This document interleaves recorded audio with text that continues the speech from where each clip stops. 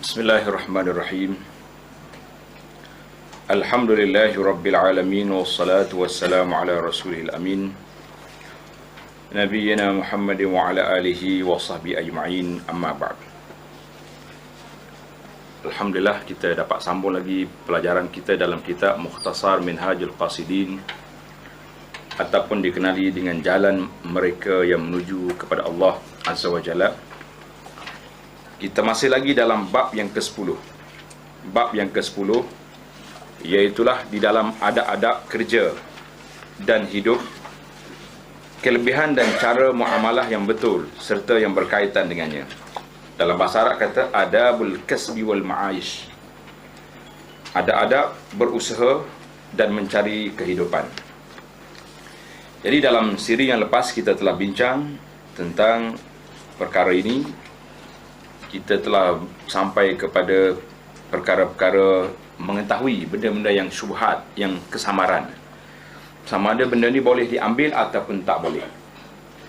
Sebelum kita masuk terus ke tajuk, lebih dulu kita ulang kaji sikit yang belakang tu, ya, dari muka surat 168. Terjemahan Pustaka Salam ni, muka surat 168, dalam bab halal dan haram. Dalam bahasa Arab, dalam bab ini disebut pasal yang kelima, bayanul halali wal haram, penjelasan tentang halal dan haram. Hukum mencari perkara yang halal adalah wajib ke atas setiap Muslim. Kebanyakan golongan yang jahil mendakwa bahawa perkara yang halal sudah tiada. Jadi Syekh kita ni, rahimahullah, agak keras di sini kerana ada orang berkata benda halal tak ada lagi sekarang ni. Habis kita nak hidup dalam nak makan apa? Takkan Allah Subhanahu Wa Taala yang Maha mengetahui dengan keperluan hidup hamba-Nya tak ada lagi benda halal. Jadi kata dia, orang yang jahil je mendakwa perkara halal sudah tiada. Mereka berkata kini hanya tinggal air yang jernih saja, rumput rampai dan tumbuh-tumbuhan saja yang halal. Air pun kalau beli dengan air syarikat ni pun mungkin tak halal juga, walaupun air itu tidak disembelih. Sebab syarikat yang menguruskan itu ada masalah. Jadi kita tunggu air hujan yang mari, atau pergi di kat sungai mana-mana, minum yang tu je. Jadi Syekh menganggapkan pandangan sedemikian adalah al-juhal, pandangan orang yang jahil tentang syariat. Selain dari itu, semuanya telah dicemari oleh sistem muamalah yang rosak. Jadi kita tak maunya ni.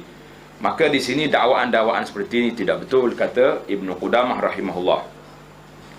Kemudian dalam pembahagian bab ini dia telah bahagi kepada dua kategori.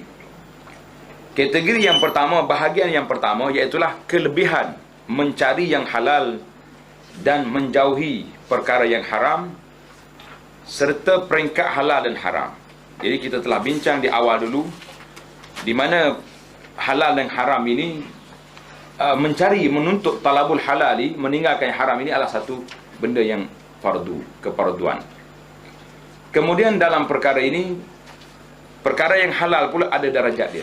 Darajatul halal wa haram, darajat halal ada yang halal betul-betul, semuanya baik, dan ada sebahagiannya baik, sebahagiannya tidak baik.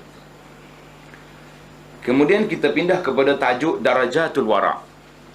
Tahap kewarakan manusia ini pula ada beberapa darjat. Ada darjat yang langsung meninggalkan benda-benda yang berpaling dari semua perkara yang telah difatwakan sebagai haram. Benda orang kata haram itu kita tinggalkan semua. Ini tidak perlu pada contoh, kerana sangat jelas. Dah haram, dah ambil apa lagi. Yang kedua, meninggalkan perkara syubhah. Perkara yang syubhah tidak wajib kita tinggalkan, tetapi digalakkan, disunatkan, yustahabu, digalakkan. Kerana hadis Nabi SAW mengatakan, da' ma yaribuka ila ma la yaribuk. Tinggal yang kamu ragu, ambil yang kamu tak ragu. Jadi kalau ada keraguan-keraguan itu kita tinggalkan. Kemudian darjat yang tinggal, meninggalkan sebahagian daripada yang halal kerana bimbang terjatuh dalam perkara yang haram. Ini darjat orang yang agak tinggi makamnya, sebab kita tak berani nak ambil benda ni kerana takut pada yang haram. Darjat yang keempat, meninggalkan semua perkara yang bukan kerana Allah Ta'ala. Ini dia panggil warak darjah orang-orang siddiqin, orang yang tinggi darjahnya di sisi Allah Azza wa Jalla. Jadi kalau kita lihat dalam kategori yang ada di sini, mungkin darjat yang kedua sangat sesuai dengan kehidupan dunia hari ini. Dan darjat yang ketiga juga cantik kalau kita boleh ambil semata-mata untuk istibra'a lidinihi wa irdihi, nak menjaga agama dan nak menjaga kehormatan diri. Apa yang pasti bahawa warak itu ada peringkat awal dan peringkat kemuncaknya. Di pertengahannya terdapat beberapa peringkat ihtiyat, peringkat berwaspada. Apabila seorang insan itu mengambil berat terhadap sifat warak ini, dialah orang yang paling cepat melintasi sirat dan lebih ringan bebanannya. Sebab bebanan bila kita bawa barang banyak sangat, kata dalam kaedah kata halaluha hisab wa haramuha azab. Yang halalnya akan dikira, yang haramnya akan diseksa. Jadi nak lepas yang haram itu banyak masalah. Macam kita pergi ke mana-mana tempat lah, nak melepasi custom tu, kalau barang banyak, custom pun jenis lain macamnya. Ya, kalau barang tak banyak, dia lepas je green line, apa ni, lorong hijau je lalu kan. Jadi nak masuk lorong hijau dengan malaikat ni, tak ada lorong hijau di situ. Dia kena semua test belakang, cuma berat tak beratnya.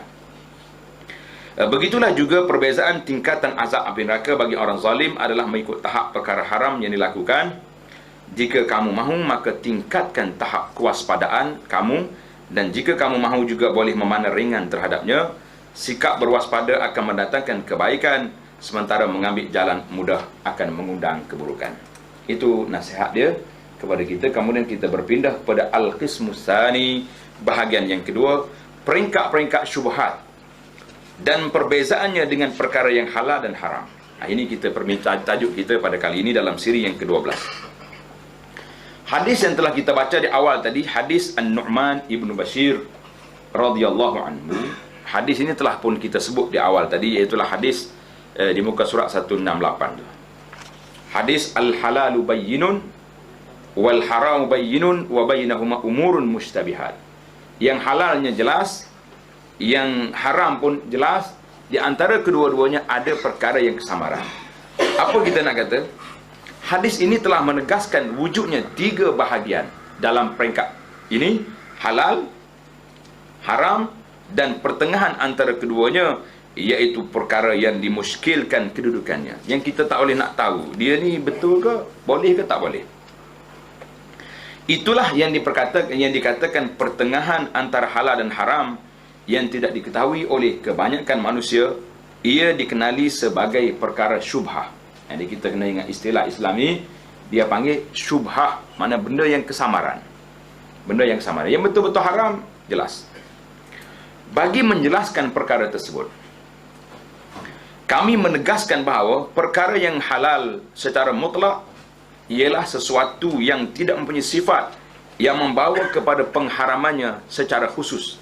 Secara zat, sesuatu benda itu sendiri adalah halal. Mana benda ni, makanan ini halal, perbuatan ini halal, dan tidak ada sebab atau faktor luaran yang membawanya kepada hukum haram atau makruh. Contohnya, air hujan yang diambil oleh seseorang sebelum ia jatuh ke dalam bekas milik orang lain. Jadi kita nak betul-betul tunggu hujan turun, tunggu situ. Maknanya kalau jatuh dalam bekas milik orang lain, itu dah jadi hak orang. Sebab baldi itu dia punya, air je yang kita punya. Jadi macam mana nak ambil? Ini kena tunggu sini. Ini peringkat darjat yang tinggilah di sini perbahasan, sampai peringkat itu je yang ada. Manakala haram secara mutlak ialah sesuatu yang punya sifat yang diharamkan, seperti sifat mabuk yang ada pada arak dan najis pada air kencing. Mungkin juga kerana berlakunya sesuatu yang dilarang oleh syarak, seperti ia melalui cara zalim dan riba. Kedua-dua tahap ini adalah terang dan nyata. Begitulah seterusnya dalam perkara-perkara lain, ia perlu dibandingkan, dikiaskan dengan perkara yang tersebut. Jadi kalau jelas, jelas. Yang tak jelas, kita tengok nak masuk yang mana. Walau bagaimanapun, keadaan situasi mungkin berubah, tetapi tidak ada dalil ataupun yang jelas mengenai perubahan tersebut. Contohnya, memburu binatang di daratan dan lautan adalah halal. Kita pergi memburu halal. Namun kijang yang diburu atau ikan yang ditangkap mungkin boleh menjadi milik pemburu lain yang terlepas. Kita berjalan-jalan tengok ada kijang di bawah. Macam mana? Hak kita ke hak dia? Tak tahu lagi. Sebab kita tembak tadi warna putih, tapi ada kijang warna kelabu di sini. Apa nak buat ni? Kebarangkalian seperti ini tidak berlaku kepada air hujan yang ditadah di udara. Air hujan tadi tak ada lah, kita tengok dah dia turun tu. Ambil, jangan tunggu di bawah bangunan. Atau air lain pula jadi. Ini sebenarnya membuat kemungkinan seperti itu dalam masalah berburu tadi adalah sikap warak, golongan was-was nama dia. Golongan was-was. Sebab kita ada nampak ada benda ni depan kita, kita tembak dia. Kerana ia hanyalah sangkaan semata-mata yang tidak ada dalil. Sekiranya terdapat dalil yang menunjukkan demikian, seperti kesan luka pada kijang atau kesan cop besi panas pada badannya, yang menunjukkan dia telah ditangkap dan dimiliki terlebih dahulu, ketika itu barulah sepatutnya bersikap warak. Kita tengok dah kita yang tembak, cuma dia lari. Tapi tak nampak dia punya warna apa. Tiba-tiba kita kata mungkin orang lain ikut. Itu namanya was-was, bukan ihtiyat. Jadi takrif, definisi syubhah ni, apa benda syubhah ni? Cuba kita tengok. Syubhah ialah dua pegangan atau tangkapan yang bertentangan, berpunca dari dua sebab yang memungkinkan berlakunya perbezaan tanggapan tersebut. Dua benda. Contohnya syubhah terlalu banyak. Contoh syubhah terlalu banyak. Yang paling penting untuk diutarakan di sini ialah dua contoh seperti berikut. Jadi kita buat contoh baru nampak. Yang pertama, ragu terhadap sebab yang menghalal atau mengharamkan sesuatu. Benda ni jadi sebab ni haram ke halal. Ia terbahagi kepada 4 bahagian. Ni kita letak nombor betul-betul sini. Buat carta baru. Senang. Yang pertama, suatu perkara tersebut telah diketahui halal, tetapi berlaku keraguan pada sebab yang menghalalkan itu. Perkara syubhah seperti ini wajib dijauhi dan haram mengambilnya. Contohnya, jika dia berjaya mencederakan binatang buruan, lalu binatang tersebut terjatuh ke dalam air. Tak lama kemudian, dia menemuinya dalam keadaan telah mati. Namun begitu, dia tidak mengetahui adakah mati kerana luka ataupun lemas. Ini beza ni. Dia mati kerana luka, halal kita makan. Sebab kita dah lukakan dia. Tapi kalau dia mati kerana dia lemas, tak halal. Sebab dia bukan kerana kita, kerana dia lemas. Oleh itu, hukumnya adalah haram, kerana mengikut hukum asalnya adalah haram. Jadi tak boleh nak ambil. Kita pun buat andaian. Sebab hayawan ni gemuk molek ni. Mati hak kita dah. Kita punya tembakan dan mati tadi. Tak boleh nak kata. Sebab dua-dua tu kemungkinan tu ada. Maka dia jadi tak halal. Suatu perkara yang telah diketahui halal, kemudian dia ragu mengenai sebab pengharamannya. Mula-mula halal, kemudian haramnya mari kemudian. Apa nak jadi? Hukumnya adalah halal. Yang tadi haram dulu, atau halal ke tidak, maka dia jadi haram. Dia panggil at-tamassuku bil asli, berpegang dengan asal. Yang kedua ni haram ataupun halal. Maka hukumnya jadi halal dulu, lepas tu ataupun haram, maka dia jadi halal. Kerana pada asalnya ia mengetahui benda itu adalah halal. Contohnya, ketika melihat seekor burung yang sedang terbang, seorang laki-laki berkata, sekiranya burung itu burung gagak, isteriku akan tercerai. Tak ada pasal dia ni. Lagi penyakit mak menyusah kata kau di belakang ni.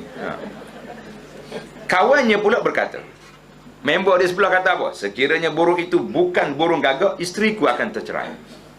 Bertegah berani sungguh ni. Ini contoh-contoh yang tak boleh dibuat. Jangan duduk main-main. Lepas ni kita test tengok, jangan. Apa nak jadi dua orang ni? Isteri siapa yang tercerai? Namun begitu, burung tersebut tidak dapat dipastikan jenisnya. Tak boleh nak kesan. Burung tu dah lari dah. Nak kesan tak boleh. Dalam keadaan ini, kita tidak menghukum cerai pada salah seorang daripada keduanya, walaupun dari segi waraknya, kedua-duanya hendaklah menjauhi dan menceraikan isteri masing-masing. Nak jatuh tak boleh sebab kalau gagak jatuh yang pertama, kalau bukan jatuh yang kedua. Tapi tak boleh nak kesan. Gagak ke bukan? Nampak hitam gitu ya. Dua-duanya tak jatuh. Tapi waraknya, mau cerai dulu, tarik balik. boleh rujuk balik. Tapi rugilah satu kota ada hilang tu. Jadi jangan masalah. Ini contoh ni masalah. Yang ketiga, hukum asalnya haram. Tetapi terdapat suatu sebab yang boleh menjadikannya halal secara zan, cara sangkaan yang kuat. Zan, sangkaan yang kuat. Perkara ini diragui hukumnya tetapi lebih berat kepada halal. Macam mana? Contohnya, seorang memanah binatang buruannya, kemudian binatang tersebut hilang dari pandangannya. Tembok pergi. Apabila menemuinya, dia dapati ia telah mati. Tetap tidak terdapat apa-apa kesan padanya selain kesan anak panahnya. Pada zahirnya, hukum binatang tersebut adalah halal kerana andaian lain yang tidak mempunyai dalil adalah perasaan was-was. Namun begitu, jika terdapat kesan berlaga atau luka yang lain, hukumnya adalah sama seperti bahagian yang pertama. Ini perbezaan. Yang pertama, sebab kematian itu diragui. Mati kena tembak ke, mati kena lemas. Yang ni tak ada kesan yang kedua. Kesan dia kena tembak ada. Kesan dia teratuk kepala ke, jatuh dalam gaung ke, itu lain. Kalau kita tembak, kemudian kita jumpa di bawah bukit, itu pun masuk dalam kategori pertama. Mungkin dia jatuh, mati sebab jatuh, bukan sebab tembakan. Yang keempat, hukum halal telah dimaklumi, tetapi berlaku suatu sebab yang diiktiraf syarak boleh mengharamkannya dengan zan yang kuat. Contohnya, seorang berijtihad bahawa salah satu bekasnya adalah najis berdasarkan tanda tertentu dengan sangkaan yang kuat. Oleh itu haram dia minum atau berwuduk darinya. Jadi salah satu daripadanya. Contoh yang kedua, berlaku percampuran antara halal dan haram yang menyebabkan berlaku kekeliruan. Jadi contoh dalam contoh ni, tengok. Contoh yang keempat, mari contoh pula. Macam mana apabila seekor bangkai bercampur dengan seekor atau 10 ekor binatang yang telah disembelih. 10 ekor ayam sembelih, mari seekor lagi campak dalam tu, ataupun dalam jumlah lain yang terbatas dan dapat dihitung, ia wajib dijauhi. Tak boleh ambil 10 ekor tu campak semua, sebab ada seekor yang tak sembelih. Kalau tak sembelih tu nampak tekuk dia tak potong, tak apa pula, ni sembelih ni, tak baca bismillah lah kita kata. Demikian juga apabila berlaku kekeliruan untuk membezakan antara adik perempuannya dengan perempuan yang lain yang boleh dinikahinya. Syaratnya, jumlah perempuan ajnabiah itu terbatas dan dapat dikira. Mana dalam kampung ni, tak tahu adik mana, adik-adik susu lah kita kata. Kalau adik-adik keturunan senang, boleh ambil DNA tengok, kan? Ini adik-adik susuan. Biasa orang dulu, dia tinggal anak dia rumah makcik ngasuh. Makcik ni ada anak kecil juga, dia bagi menyusu kepada kawan ni. Ini banyak kes ini terjadi macam ni. Jenis bagi susuan kepada anak orang, tapi tanpa kita buat catatan. Banyak jadi mak susu. Tapi ada pun mak susu kat Australia, New Zealand tu, yang tu tak jadi mak angkat, tak apa, tak jadi adik-beradik tu. Mak susunya orang ni jadi masalah. Jadi kalau terhad, maka tak boleh. Satu kampung, satu daerah tu tak boleh. Tetapi percampuran antara perkara halal yang terhad jumlahnya dengan perkara halal yang jumlahnya tidak terhad, ini beza. Yang pertama, yang kedua. Contohnya kekeliruan untuk membezakan antara adik perempuannya ataupun 10 saudari perempuannya susuannya dengan ramai perempuan lain dalam satu negeri yang luas. Dekat mana adik perempuan awak di seluruh Malaysia ataupun satu negeri, Kuala Lumpur ni? Habis nak cari mana, takkan dia tak kahwin dengan semua orang Kuala Lumpur. Nah, takkan kita nak bawa dia pergi ke Sulu pula, kan? Contohnya lah. Jadi masalah apa nak buat? Dalam keadaan ini, dia tidak wajib menjauhkan dirinya daripada mengahwini perempuan negeri tersebut. Dia boleh kahwin, bahkan dia bebas berkahwin dengan siapa sahaja di kalangan perempuan yang dikehendakinya. Pengharaman akan mendatangkan kesempitan dan kesusahan yang besar kepadanya. Jadi boleh lepaslah ni, sebab dia panggil masyaqqatun wa haraj. Benda yang tak boleh nak tidak terbatas. Ini mudah ni. Demikian juga apabila seorang yang tahu bahawa seluruh harta dunia telah bercampur dengan sesuatu yang haram secara qat'i. Dunia hari ini dunia kapitalis. Riba belaka, kita kata. Dia tidak wajib mengelakkan dirinya dari jual beli atau memakannya, kerana ia sesuatu yang membebankan. Rasulullah SAW dan para sahabatnya mengetahui bahawa di kalangan masyarakat ada yang mengamalkan riba, macam golongan Yahudi contohnya. Tetapi mereka tidak meninggalkan dirham, urusan keuangan seluruhnya. Pada zaman tersebut juga berlaku kecurian perisai perang. Jadi ada orang curi, tetapi ia tidak menghalang para sahabat untuk membelinya di pasaran. Jadi kalau kita tahu ni barang orang curi sini ni, macam hari ni banyak benda-benda curi orang jual kat. Curi telefon ke, curi apa benda kan. Jadi takkan kita kata semua telefon tak boleh dibeli sebab ada barang curi. Tak jadilah gitu. Meninggalkan perkara seperti ini ada sifat warak golongan was-was. Dia ada tarah warak yang nak jaga agama dengan warak yang bersifat was-was. Yang bersifat was-was itu tidak dituntut, bukan warak sebagaimana yang dituntut. Contoh yang ketiga, percampuran yang berlaku di antara perkara haram dan halal, di mana jumlah kedua-duanya tidak terhitung, banyak sangat. Seperti berlaku dalam hukum harta benda di zaman kita hari ini. Syekh kata zaman dia. Tahun bila? Ibnu Qudamah ni tahun ke berapa?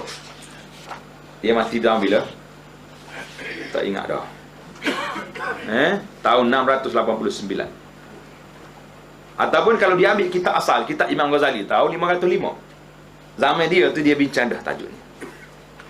Seperti zaman kita hari ini, percampuran ini tidak mengharamkan kita mengambil suatu perkara yang tertentu kecuali terdapat tanda atau bukti yang menunjukkan pengharamannya.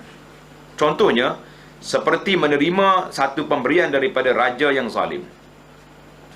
Sekiranya tidak terdapat bukti ia adalah haram, mengambilnya adalah harus walaupun meninggalkannya merupakan sifat wara.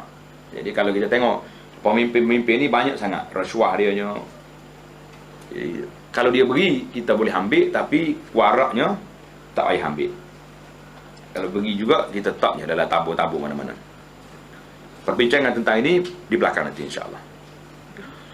Ini kerana di zaman Nabi SAW dan Khulafa Ar-Rashidin terdahulu, banyak harta yang bercampur aduk dengan harta hasil arak, hasil riba, dan harta rampasan perang yang dikhianati.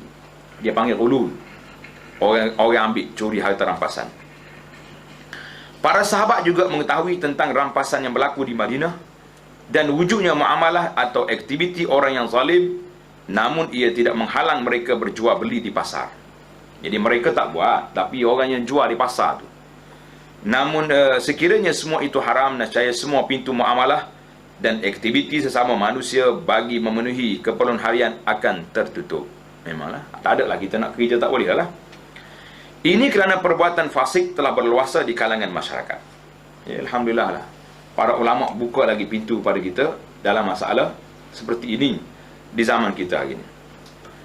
Hukum asal harta benda adalah halal apabila berlaku pertentangan antara hukum asal dengan perkara yang lumrah berlaku dalam masyarakat, tetapi tidak mempunyai bukti yang menunjukkan pengharamannya, maka hukumnya adalah seperti hukum yang asal, iaitu halal.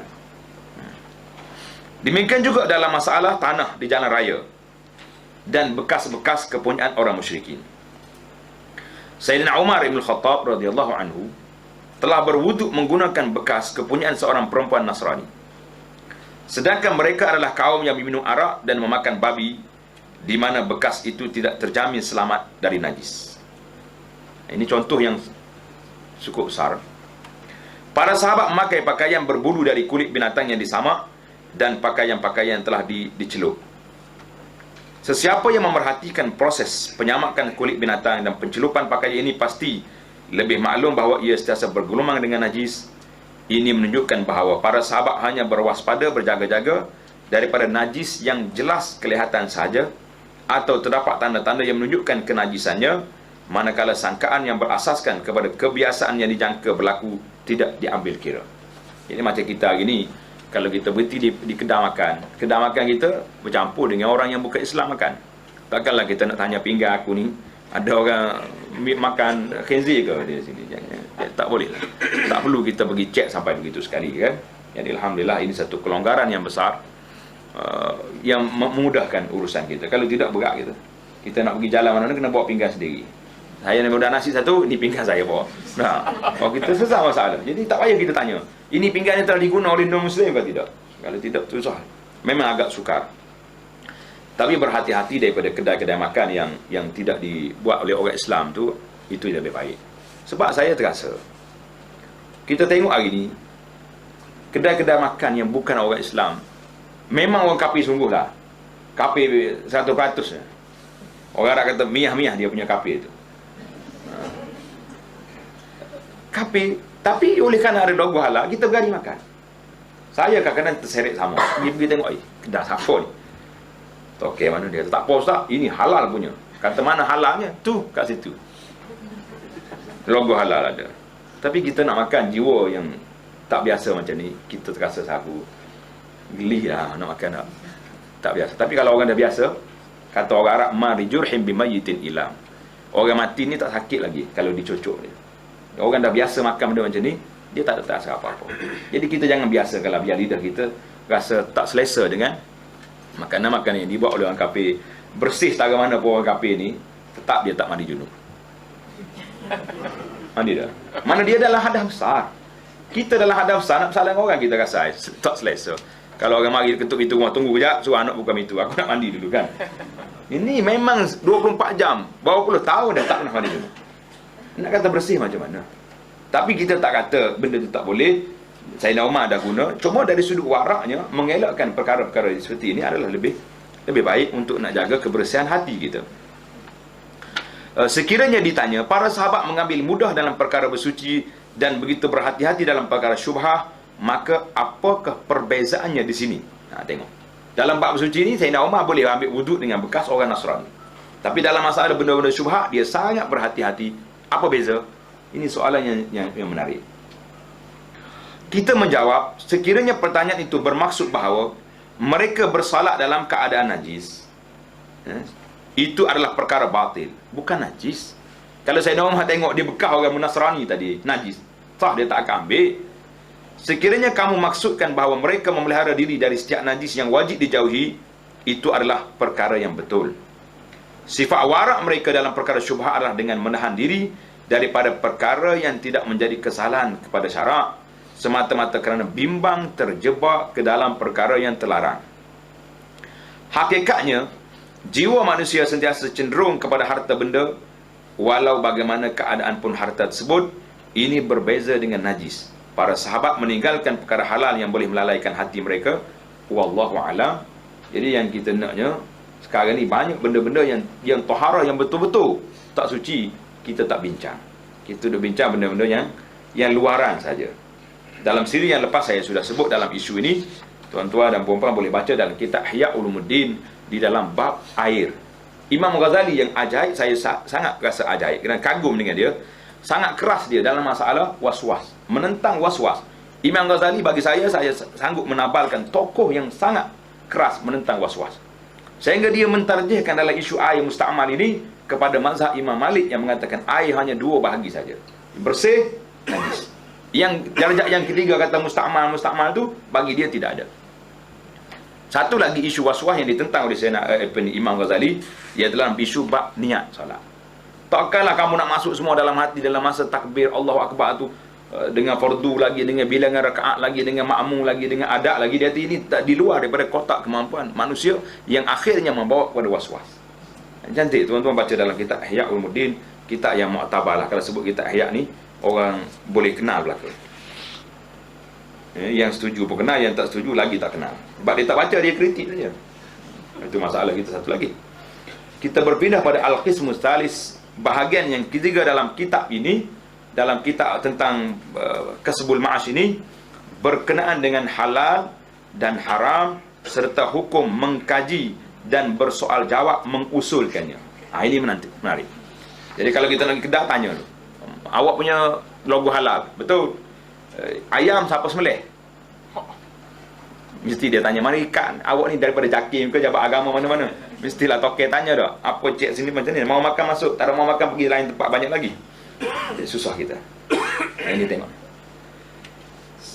Sekiranya kamu diberikan makanan, dihadiahkan sesuatu atau membeli sesuatu daripada seorang individu, kamu tidak boleh berkata, barang ini saya belum pasti halal, saya mahu mengkajinya terlebih dahulu. Tak payah duk kaji. Cuma kita tengoklah penjual tu jenis mana, kategori mana penjual.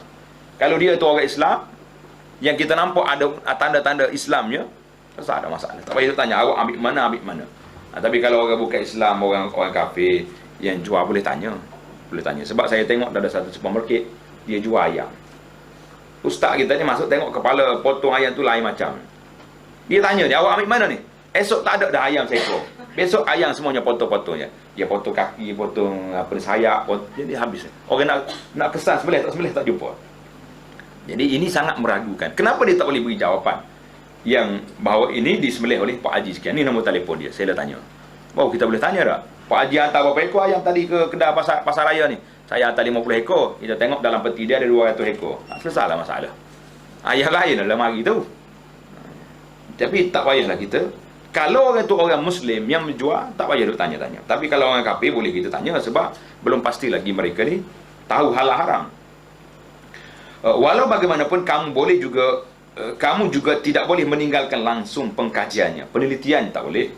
Bahkan tindakan mengkaji dan menyoal boleh menjadi sama ada wajib, haram, sunat atau makruh. Kita tengok pada kategori benda tu. Bukan semua benda tak wajib usul. Tak wajib usul tu kalau rumah orang Islam, tak wajib usul. Tapi kalau orang kafir kena wajib usul lagi. Kita tengok ada 5 kategori di sini. Punca timbulnya persoalan ini ialah keraguan sama ada berkaitan harta benda atau tuan punya harta. Barang ini nak kaji barang ke nak kaji orang? Keraguan terhadap tuan punya harta ialah seperti orang yang tidak dikenali dan tiada tanda menunjukkan kezalimannya, seperti berpakaian dengan pakaian tentera. Mana marah tentera dia. Atau tanda yang menunjukkan kebaikannya, seperti pakaian ahli ilmu dan zuhud. Ramai dulu masalah pakaian tentera apa ni? Jangan marah gitu. Pakaian-pakaian yang lain lah, uniform ni. Di sini kita tidak wajib, bahkan tidak harus menyoal, kerana ia boleh mencabuli maruah dan menyakiti hati seorang Muslim. Tengok, jangan duk tengok pakaian orang, tengok orang itu Muslim sudah. Tidak boleh dikatakan sesungguhnya dia seorang yang disyaki. Saya meraguilah orang ni. Kerana seorang yang disyaki ialah orang yang meragukan atau mencurigakan berdasarkan tanda-tanda atau dalil yang ada padanya. Contohnya orang yang berperangai kasar, seperti tentera dari bangsa Turki zaman dia ni. Saya tulis sekarang ni, marah dia ni. Orang Turki ni bahasa kasar dia kata, ataupun berasal dari tempat yang tersohor dengan perbuatan zalim dan menyamun. Pokok mana tahu ni, layak pokok Dayak apa ni, orang panggil lanun. Harus bermuamalah dengan orang seperti di atas, kerana barang yang ada pada tangan seorang menunjukkan dia sebagai pemiliknya, dan dalil atau bukti mengenai sebaliknya adalah lemah. Walau bagaimanapun meninggalkannya adalah perbuatan wara. Jadi kita tahu orang kawasan ini memang orang suka mencuri. Jadi kalau kita beli lagi, masalah. Hari ni tempat orang mencuri pergi jual barang kat mana? Kedai besi buruk. Banyak ni tuduh parit rumah orang hilang. Kadang-kadang gerai pagar rumah pun cabut habis. Nak cari barang kita ni, kita cari kedai besi buruk. Jadi nak beli besi buruk hari ni satu syubhah juga, sebab tempat orang pergi jual barang pada mereka itu. Jadi adakah kita kena cek ataupun tidak? Itu terhadap orang. Jadi kita tengok orang ni, jangan tengok pakaian dia, tengok pada dia. Keraguan terhadap harta. Ini kategori yang kedua ni, keraguan terhadap harta. Ma yata'allaqu bil mal, ialah seperti berlaku percampuran antara perkara yang halal dan haram. Contohnya, apabila berpiku-piku makanan yang dirampas dimasukkan ke pasar, lalu dibeli oleh mereka yang mengunjunginya. Pembeli tersebut tidak wajib menyoal atau bertanya tentang kedudukan makanan yang dibelinya, melainkan jika jelas kebanyakan yang ada di tangan mereka adalah haram. Macam orang pergi di kawasan sempadan, dia tanya beras ni seluduk ke tak? Nak beli beras, beli je lah. Jangan duk tanya-tanya banyak. Masalah hilang warak sini dah. Sensitif masalah beras ni kan. Jadi kita tengok orang tu penjual atau orang baik-baik, dia selesai masalah. Kita anggap dia tidak curi lah. Ketika itu dia wajib bertanya. Sekiranya barang tersebut tidak banyak, menyoal siasatlah kerana sifat warak dan bukannya kerana wajib berbuat demikian. Boleh tanya sikit-sikit. Demikian juga halnya dengan orang yang punya harta yang halal bercampur dengan yang haram. Umpamanya, seorang peniaga yang berniaga dengan betul, tapi pada waktu yang sama dia beramal dengan sistem riba. Ini terkena kepada sebahagian daripada kita lah ni kan. Kita buat amal betul dah, tak pernah tipu orang, tak pernah apa benda, tapi harta pula mari daripada sistem riba. Apa nak jadi ni? Ini soalan realiti yang ada di depan kita ni.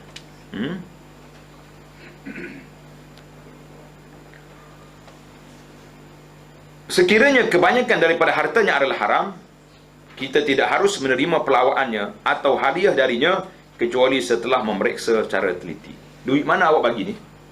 Ada ni duit saya jual ni, tak ada terlibat dengan ni. Boleh ambil. Sekiranya ternyata bahawa barang tersebut adalah halal, dia harus menerimanya, tetapi jika sebaliknya, dia hendaklah menolaknya. Sekiranya perkara yang haram itu sedikit, maka apa yang diambilnya itu termasuk dalam perkara syubhah, lebih baik dan warak jika dia meninggalkannya. Jadi kita duk bincang hari ini di antara warak, was-was dengan berhati-hati. Jadi kalau was-was tak payah kita buat. Soal jawab timbul kerana adanya keraguan dan ia tidak berlaku lagi setelah hilangnya keraguan. Seperti seorang yang jauh dari tuduhan atau diragui. Sekiranya dia sememangnya diragui dan kamu mengetahui bahawa dia mempunyai matlamat tertentu di sebalik kehadiran kamu menerima pelawaannya atau penerimaan kamu akan hadiahnya, ketika itu kata-katanya tidak boleh dipercayai. Oleh itu kamu sepatutnya bertanya kepada orang lain berkenaan dengan harta. Jadi kalau kita rasa ragu dengan orang ni, jadi tanya orang lain dulu macam mana dia ni, muamalah dia boleh terima ataupun tidak boleh diterima. Kalau tak boleh diterima, jangan duk ambil lah benda-benda yang seperti itu. Baik, kita pindah pula kepada perkara yang keempat, fi babil halal wal haram. Bagaimana kaifiyatu khuruj at-ta'ib anil mazalim. Ini sekarang ni kita dah faham. Ada harta yang betul-betul haram, tak payah duduk sembunyi-sembunyi lagi, tak payah duduk bertangguh-tangguh, kerana kita tidak ada kontak dengan malakul maut bila dia nak datang. Kau ada tarikh, boleh tangguh KIB dulu. Yang betul-betul haram, tuan-tuan boleh cek sendiri dalam akaun kita, dalam saham-saham yang kita ada hari ini. Dalam siri yang lepas saya sudah sebut di antara cara nak ceknya, tengok dalam senarai Suruhanjaya Security lah untuk Malaysia ni, di mana saham-saham yang tidak patuh syariah kita keluarkan. Semalam saya diberitahu oleh seorang sahabat bahawa ada satu bank yang dulu di Malaysia, yang dulunya mengiklankan dia punya Islamic counter, tapi sekarang ini telah ditarik balik oleh security bahawa dia ni tidak patuh syariah. Tulisan tu masih ada dan mungkin dicek tuan-tuan apa ada tulis lagi Islami, tapi oleh kerana dia telah ditarik balik lesen dia, bermakna muamalah kita ni bukan lagi syubhah, tak ada lagi, terus bertukar kepada haram. Jadi boleh semak sekarang ni dengan bank yang berkenaan. Bank apa? Saya takut kena saman bank. Sahabat saya beritahu, kalau nak sama-sama orang ni, CIMB. Dia sudah tukar, sudah ditarik balik lesen dia. Wallahu a'lam. Kalau betul, boleh tarik balik daripada. Kalau yang nak keuangan Islam, yang tak nak, teruskanlah berperang dengan Allah dalam sistem riba ini. Tak ada. Allah Ta'ala sebut dalam Quran secara jelas, wa illam yantahu, kalau kamu tak berhenti, fa'zanu biharbin minallahi wa rasulihi, kamu isytihar perang dengan Allah dengan Rasul.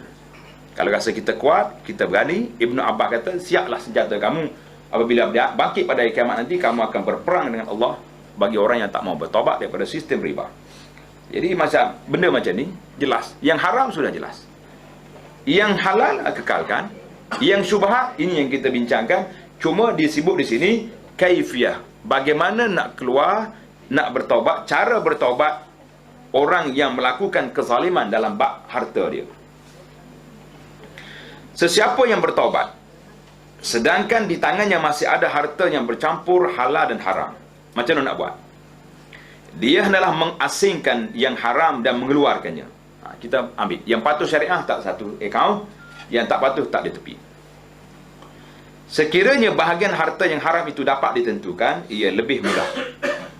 Senang. Yang dapat boleh kesan.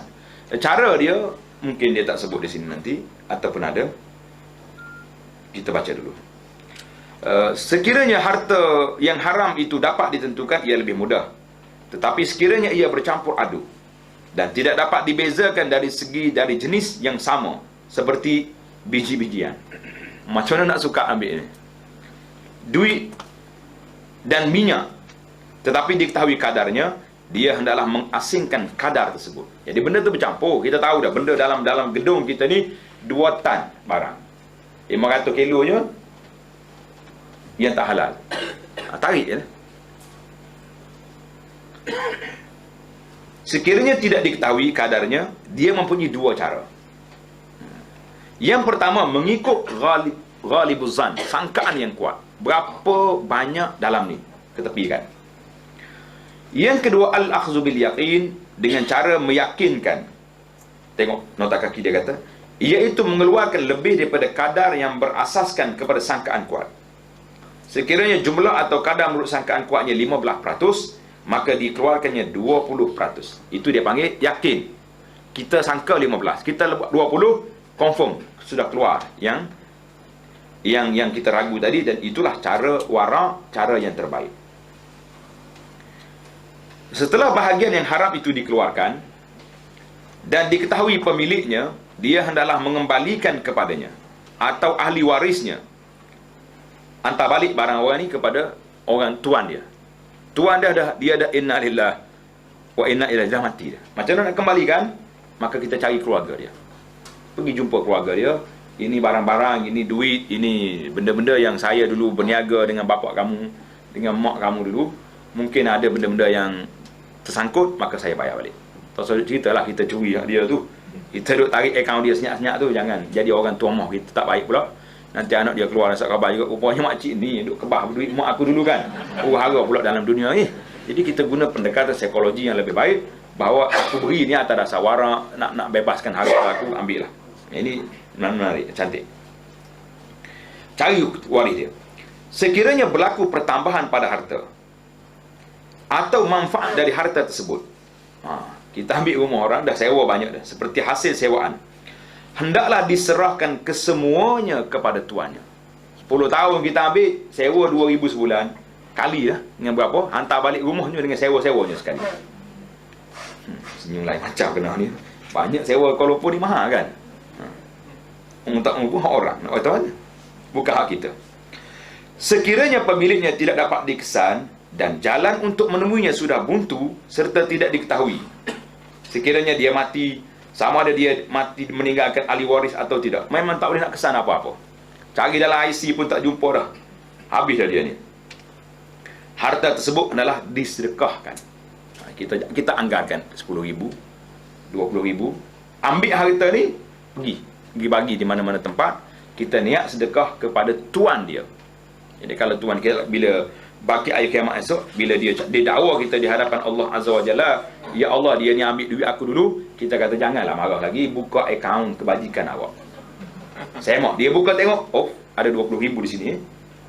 InsyaAllah mudah-mudahan dia lepaskan kita daripada pendakwaan tersebut.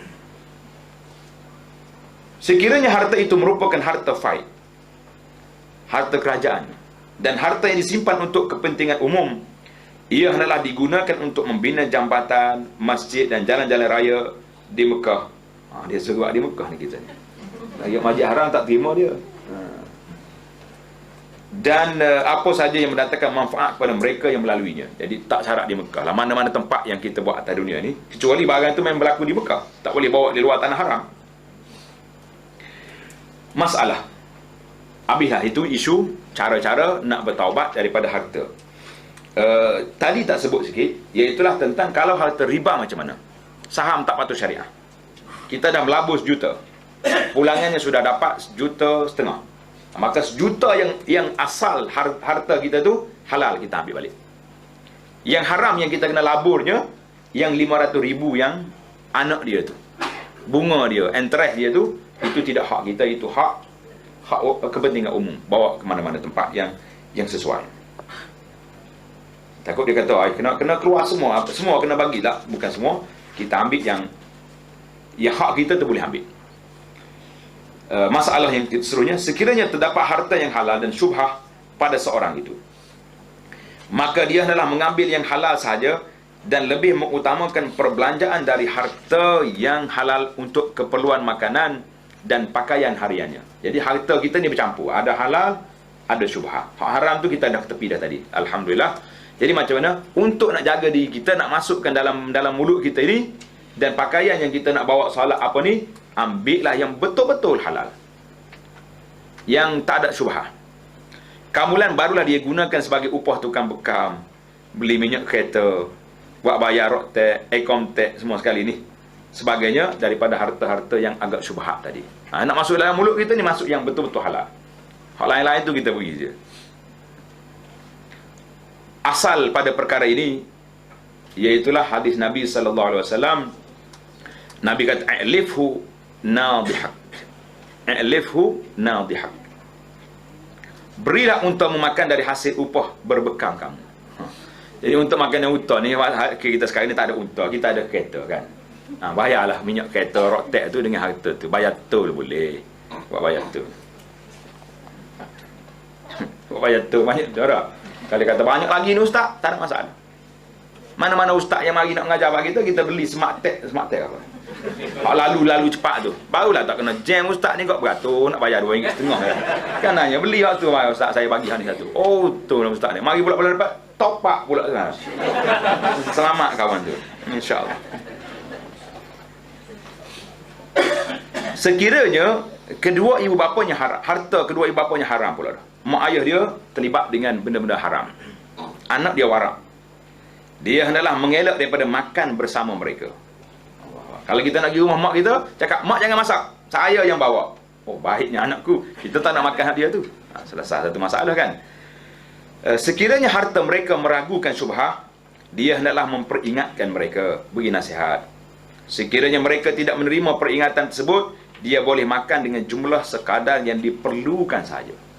Kita makan tak ambil hati orang tua yang makan. Diriwayatkan daripada Bishrul Hafi, ini seorang ulama masyhur lah dalam kitab tasawuf ni, Bishrul Hafi ni. Dia kata apa? Dia telah memberikan sebiji tamar kepadanya. Ibunya beri tamar kepada dia. Lalu dia Bishr Hafi makannya. Kemudian beliau naik ke biliknya dan memuntahkannya balik. Makan depan mak dia, muntah balik. Kalau sikit boleh lah. Banyak-banyak nak muntah mati dengan dia sekali lah. Jadi ini keadaannya, kita makan sekadar. Kalau benda syubhat, benda haram tak boleh lah. Benda syubhat kita makan. Allahu Akbar. Kalau ada kewarakan macam ni dalam dunia hari ni, selamatlah dia, insya-Allah. Nah, sebab itulah kita tengok hari ni ramai masyarakat kita, dia tak percaya kepada diri sendiri. Tak percaya. Bila ada masalah, dia suruh ustaz yang doa. Doakan saya ustaz. Kata awak tak doa dah. Jadi, macam itulah dia. Tak percaya sebab dia tahu makanan dia yang tidak jelas. Tidak ada kewarakan. Tapi ustaz pun terpalit sama. Orang panggil tak kata nak makan. Nak makan sikit kan orang buat bercadang daripada pagi sampai tengah hari. Masak tak? Tahu-tahu pula hak declare pula. Saya masak sendiri ni ustaz. Kalau kata hak beli pasar malam, kita lagi, kita tambah. Tapi hak beli sendiri ni, Allah. Nah, yang payah jugalah nak kawan tu. Al-Qismul Khamis. Bahagian yang kelima dalam perbincangan kita ini, pemberian pemerintah yang zalim dan hak pergaulan bersama mereka yang diharuskan. Jadi pemberian kerajaan. Pemerintah zalim dia bagi pada rakyat. Tuan-tuan namalah apa benda saya tak nak sebut sini. Sesiapa yang menerima harta daripada raja atau pemerintah, kita dapat anugerah, boleh duit. Dia mestilah memerhatikan dari manakah sumber harta tersebut, sifat harta yang boleh diambil, kadar yang patut diambil, serta adakah dia layak atau berhak menerimanya. Jadi banyak kita kena teliti. Yang pertama sekali, sumber daripada mana. Kemudian kita ni layak tak layak. Ni hari ni kalau maksud nak isi borang, layak belaka. Layak tak? Oh, saya ibu tunggal. Memang ibu tunggal, ada suami tak ada. Tapi tak cerita kat bawah tu. Tapi gaji RM5,000 sebulan. Ibu tunggal RM5,000 sebulan. Saya ni anak yatim. Tapi anak yatim pak ni jutawan mati. Kaya dia dah. Itu di antara benda yang kadang-kadang kita terlepas pandang. Minggu lepas saya dah ceritakan, kumpulan masyarakat kita ni nak bawa budak-budak yatim pergi melawat Palestin. Kau tak ingat dah? Tak kata lagi sini. La ilaha illallah. Tempat lain dah tu. Dia nak satu ni, NGO ni, baguslah kita sokonglah dia jaga anak yatim. Tapi overactive sangat. Dia duk kutip derma dengan orang, minta dengan pusat zakat, nak kutip derma, nak bawa anak yatim pergi ke Palestin. Marah dah. Saya cerita jangan marah saya. Saya pun marah daripada orang tu macam tu juga. Saya kata buat apa anak yatim Palestin memerlukan bantuan. Bukan kita bawa anak yatim kita pergi melancong ke Palestin. Palestin ni jadi pusat pelancongan, bukan jadi pusat tempat pergi yang mengambil pengajaran. Jadi buat apa pergi bawa anak yatim?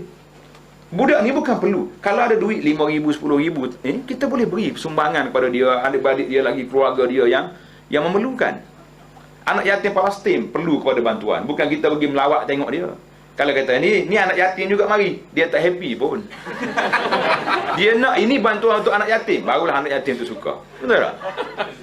Masyarakat kita pelik-pelik lah. Kalau tuan-tuan tengok ada mari surat derma minta nak bawa anak yatim ke Palestin, jangan bagi. Saya suruh kata, abu anak kata tak payah bagi lah. Beri kau orang anak yatim betul-betul, beri sumbangan untuk bawa anak yatim Palestin. Itu yang kita nak. Tapi kalau setakat nak melancongkan anak yatim, buat apa? Subhanallahil azim. Itu sebab dulu saya dah marah dah sekali. Iaitulah jemaah kita ni suka sangat merusakkan kedudukan anak yatim di pusat tahfiz di bulan Ramadan. Ingat ada cerita? Bulan Ramadan semua pakat galak belaka nak bawa anak yatim ni pergi berbuka puasa di hotel 5 star. Berapa seorang anak yatim kena belanja? RM100. Anak yatim perlu ke benda tu? Kemudian pula pergi dengan lagu-lagu lagi, dengan rusak. Budak ni budak tahfiz. 1 bulan dia hafal Quran, sekali kita buka puasa gelap perut budak ni. Kita pula buat masalah pada dia dah. Balik-balik hafal Quran tak ingat. Dan makan pelik-pelik kat situ. Cukup memadai dengan kalau betul-betul kita simpati dengan mereka, bawa ke rumah anak yatim makanan-makanan, apa yang mereka perlukan, buku-buku rujukan dan sebagainya. Ya kan? Jadi kita tengok di sini. Jadi kita kena cek 5 perkara, daripada mana sumber, daripada mana kadarnya, dan siapa kita layak tak layak. Terdapat golongan ulama, segolongan ulama yang bersifat warak dalam masalah ini, di mana mereka mengambilnya, selepas itu menyedekahkannya. Allahu Akbar. Jadi kalaulah orang ni ambil, sebab orang bagi kena ambil, lepas tu kita sedekah balik kepada orang fakir miskin, takut kita tidak layak. Hari ni bangsa isi borang semua layak belaka. Ingat, ada setengah orang ni memang dia suka macam tu, suka minta-minta, padahal dia kaya pun. Jangan. Pada zaman ini, amma fi hadzal zaman, zaman dia tu, tahun berapa tadi? Tulis kat tepi kitab tu. Orang tanya jawab selalu, ingat. Kalau Imam Ghazali 505, Ibnu Qudamah berapa? 689.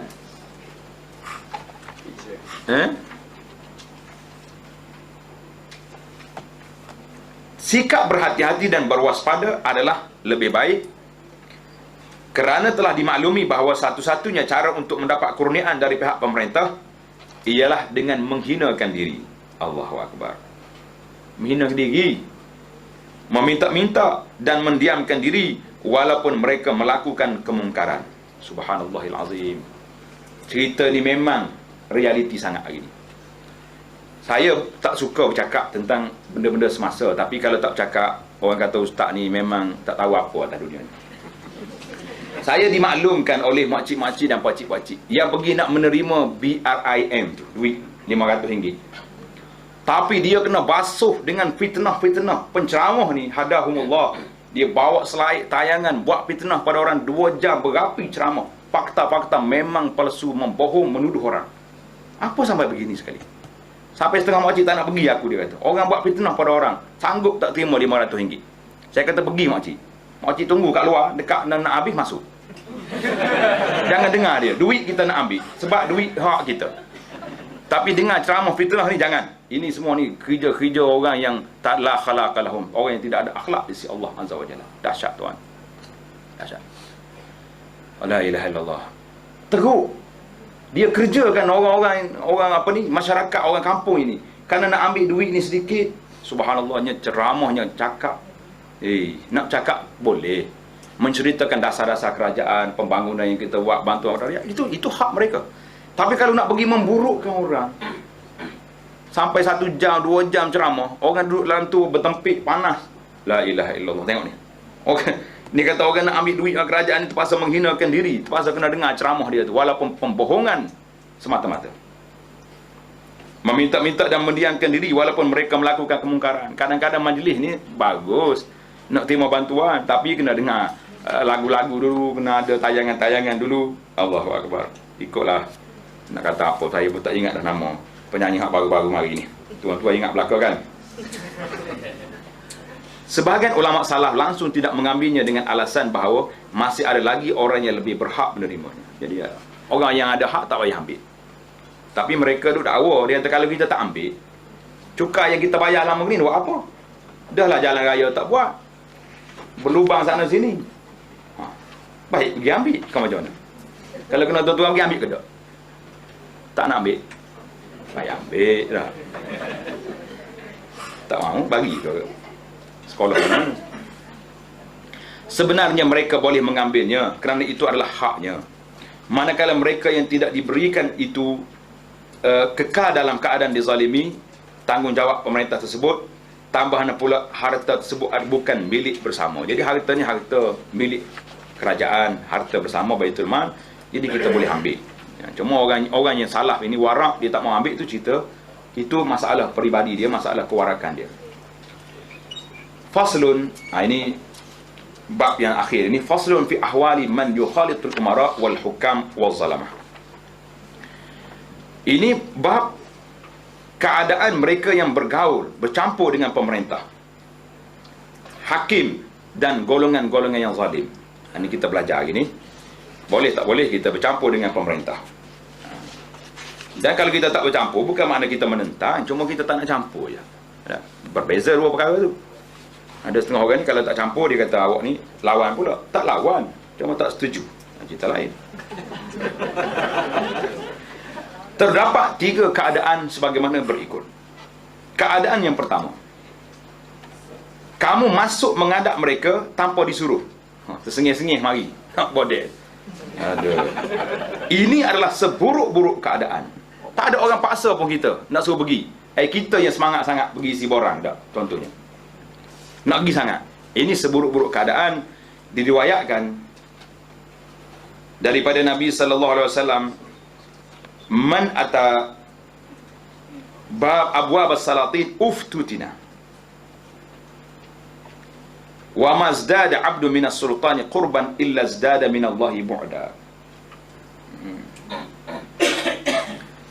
Sesiapa yang pergi ke pintu-pintu pemerintah, pergi jumpa dengan pemimpin-pemimpin yang besar untuk mendekatkan diri dengan mereka, ini ada, maka dia akan terfitnah.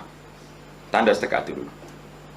Siapa yang pergi kerana nak mendekatkan diri, nak jadi orang besar, nak dapat projek, dapat itu ini, maka orang ni akan terfitnah dengan pemerintah. Tapi kalau pergi nak nasihat, kalau kuatlah, maka boleh. Lain cerita.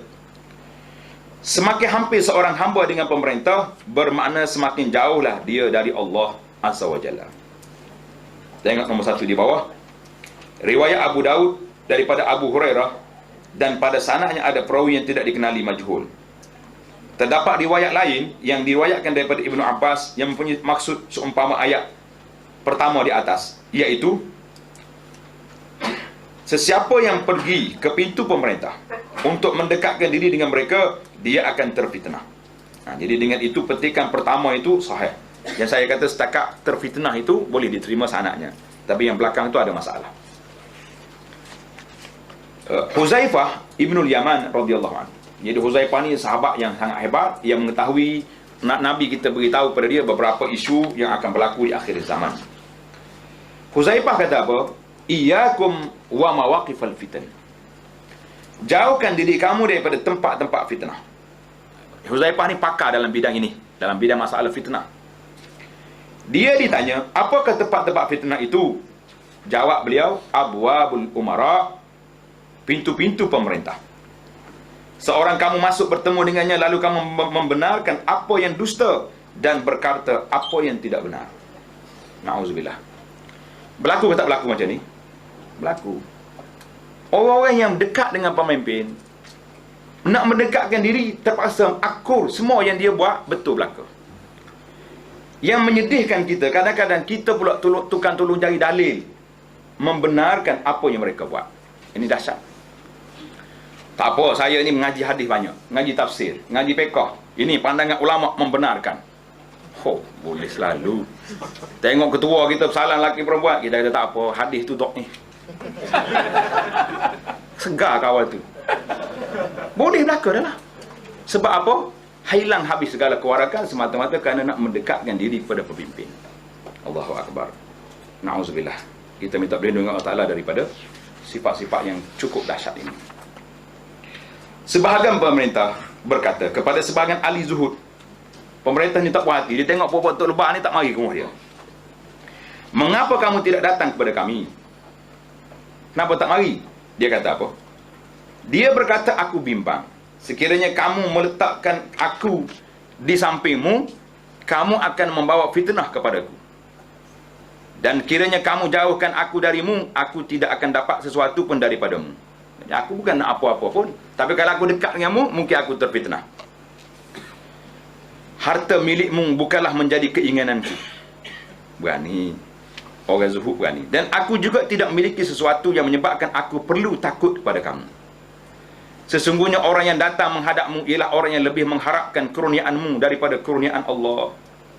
Aku tidak berhajat kepadamu kerana aku hanya berhajat kepada Allah yang telah menjadikan kamu tidak berhajat kepadaku.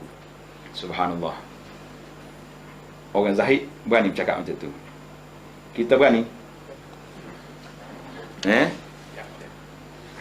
Tak berani bercakap pun tak apalah. Jauhkan dirilah daripada tempat fitnah sebagaimana kata Huzaifah radhiyallahu anhu. Asar ini, asalnya kata-kata sahabat ini, kata ulama ini menjelaskan bahawa mencampuri atau bergaul dengan pemerintah adalah makruh, bukan benda haram, kecuali kita pergi mengampu. Di samping itu, orang yang berulang alik bertemu dengan pemerintah akan terdedah melakukan maksiat kepada Allah, sama ada melalui perbuatan, perkataan atau diamnya. Tak akan selamat. Dia akan terpalit sama dengan tiga keadaan ini. Keadaan yang pertama, maksiat dari segi perbuatan. Berlaku kerana kebanyakan pertemuan dengan pemerintah dilangsungkan di tempat-tempat yang dirampas. Dia bagi Imam Ghazali baikkan masalah ni. Tak. Tempat sendiri itu meragukan. Hak siapa dia ambil sini? Sekiranya di tempat yang tidak dirampas, mungkin maksiat itu berlaku disebabkan khemah dan segala peralatannya adalah daripada hartanya yang haram. La ilaha. Rumah okey dah, tapi dia punya tempat dia pula, peralatan pula haram. Mengguna atau memanfaatkan sesuatu yang haram adalah haram. Sekiranya sumber harta tersebut adalah halal, dia mungkin juga akan terjebak melakukan perkara haram yang lain seperti tunduk sujud kepadanya. Jadi ada orang ini sampai mereka rokok kepada pemimpin yang dia nak jumpa. Sujud, rokok, apa jadi? Cium tangan lagi. Atau berdiri menampilkan diri untuk berkhidmat secara tunduk kepadanya kerana kekuasaan yang dimilikinya, sedangkan dengan kekuasaan itulah dia akan melakukan kezaliman. Lagi kita pergi tolong cari dalil kepada dia, hormat kepada dia, yang menyebabkan dia lagi kuat untuk melakukan kezaliman. Wal'iyazubillah. Bersikap tawaduk atau tunduk pada orang zalim adalah maksiat. Bahkan tunduk kepada orang kaya hanya kerana kekayaan dan bukan sebab lain yang dibenarkan, boleh menghapuskan 2/3 agamanya. Justru, bagaimana pula jika tunduk pada orang yang zalim? Mencium tangan pemerintah yang zalim juga merupakan perkara maksiat, kecuali kerana takut berlaku kemudaratan. Hari ni kadang-kadang kita tengok, tak perlu pun. Pemimpin yang laki-laki, dia tahu dah orang Islam ni tak salam laki-laki, tapi yang kita juga kadang-kadang kitanya bertuduh baik-baik dah. Ustazah juga kita. Kenapa yang semangat sangat lagi cium tangan pakcik-pakcik ni? Ini yang menduka citakan masyarakat, sebab emis Islam itu sendiri hilang. Ini masalahnya. Puncanya duduk dengan pemerintah. Manakala mencium tangan pemerintah yang adil, khalifah-khalifah yang warak-warak, atau alim ulama yang layak untuk diperlakukan demikian, hukumnya adalah diharuskan. Tapi jangan sampai mereka rokok. Pasal tu orang Arab tengok orang Melayu dia marah. Orang Melayu dia cium tangan ke cium ke sujud? Cium tangan, kita cium dengan hidung. Sini bawa orang cium tangan. Budak-budak kita dia cium, dia tak atas dahi dia. Cium dengan dahi ni nak maknanya rokok kepada kawan tu. Ini silap. Baru ni Arab tu mari sini, orang Malaysia terkejut. Lesh dia kata, kenapa budak-budak mu ni pakat rokok kat aku? Anak kata apa rokok ni? Semuanya pakat dengan dahi belakang. Tak cium ni. Kita duduk bincang dengan orang Arab. Arab makan roti tak apa cium tangan. Kita bawa ustaz ni makan nasi, makan budu kadang-kadang. Orang pun Allah Akbar. Sebab itulah saya suka makan dengan sudu. Orang tanya ustaz tak warak ke makan sudu? Bukan, kata saya takkan nak tarik semua tangan orang. Dia jadi trend budak-budak hari ni. Bila cium salam ustaz dia nak cium tangan. Dia bukan cium pun, dia cium dengan dahi dia. Bila kita tarik menimbulkan masalah. Syekh lebih besar lagi. Serban 2-3 lapis boleh cium. Tangan awak serban pun tak ada, tak boleh cium. Saya pula yang kena. Jadi lebih baiklah kita makan dengan sudu, menyelamatkan hidung anak-anak kita sudah. Kena hak budu berat Syekh. Ya kalau kena hak budu. Allahu Akbar. Jadi ustaz-ustaz beritahu kena prihatin juga anak murid. Melakak kau, bang, lepas makan ikan. Bayangkan. Doga kawan tu. Jadi mencium tangan para ulama, orang-orang alim, pemimpin yang saleh tidak menjadi larangan, diharuskan. Kita boleh cium dia. Tapi cium sungguh hormat. Ni tak cium dengan dahi. Arab marah dia. Dia kata, dia marah dengan saya. Dia kata, Malaysia dia. Apa ni budak-budakmu ni? Semua yang sujud. Dia cium dengan dahi. Ini dengan dahi, orang cium dengan dahi. Tak ada orang cium dengan dahi. Atuk pala ada dengan dahi kan. Kena ajar anak-anak kita kalau nak cium, hormat pada orang, cium dengan tangan. Waktu tahan napas, jangan duduk nyawa situ lah. Kalau lepas makan dah.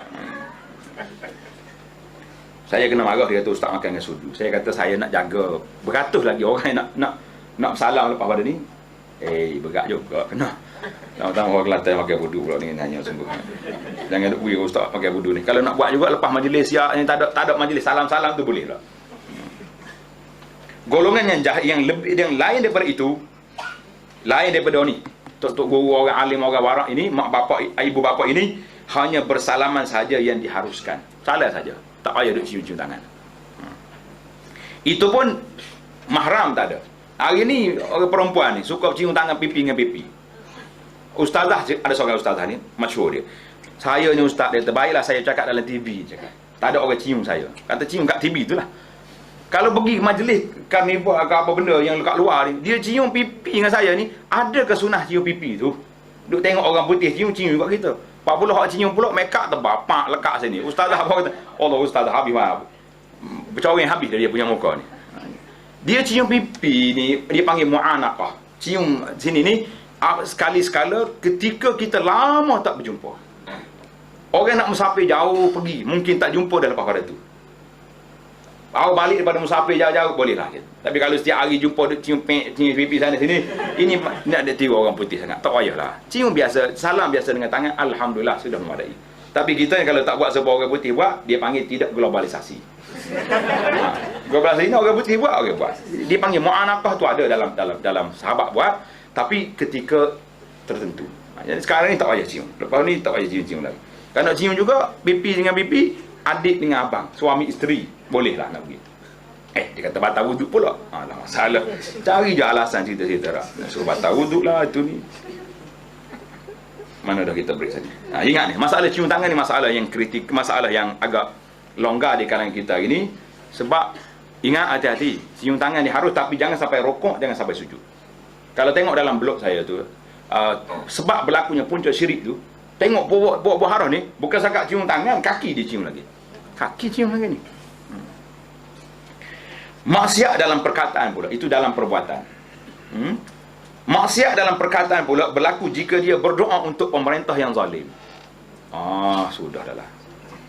Memujinya dan membenarkan kata-katanya yang batil sama ada dengan ucapannya. Menggerakkan kepalanya atau menampakkan kegembiraan melalui wajahnya. Kita pergi puji. Dalam doa kita, ya Allah, kekalkanlah orang ni. Tak boleh. Itu larangan doa. Sama-sama sekali. Satu perbincangan yang panjang. Tuan-tuan boleh tengok dalam wacana doa kepada pemerintah dalam YouTube Abu Anas. Saya dah bentang satu perbincangan tentang Imam Nawawi bahas dalam kitab Fiqh Mazhab Syafi'i, boleh ke tidak doa khusus kepada pemerintah di dalam khutbah yang kedua. Saya dalam skop mazhab Syafi'i. Imam Syirazi dalam kitab Al-Muhazzab mengatakan ini perbuatan bid'ah. Syirazi kata. Keras juga. Imam Nawawi kata boleh doa umum, jangan doa khusus. Manakala sebut nama orang ni, anak cucu dia, bini dia, nenek dia, lah, ini bukan perbuatan tidak ikut sunnah. Syirazi kata bid'ah dalam doa kepada khutbah yang kedua. Lampau.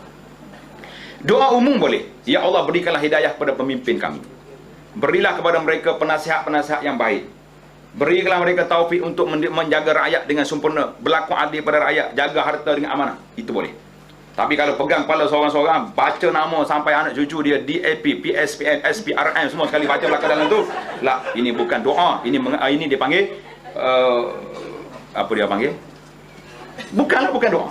Baca dalam kitab Al-Majmu' Lin-Nawawi. Kalau malah baca, tengok dalam YouTube, saya dah tulis doa untuk pemerintah. Memang saya cakap tak panjang sangat, tapi saya fokuskan kepada tajuk yang demikian.